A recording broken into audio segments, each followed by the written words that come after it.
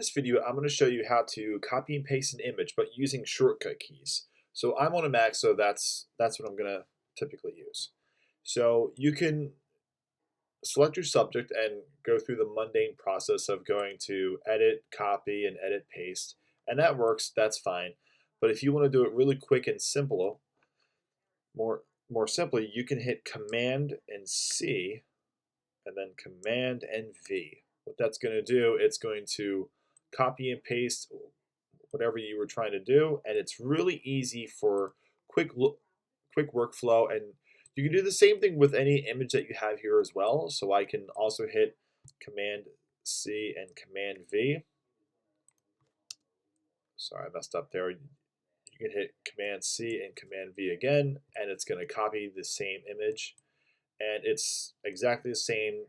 Nothing's wrong with it, nothing's different. It's just another copy. So hope you guys liked the video, and we'll see you guys in the next one.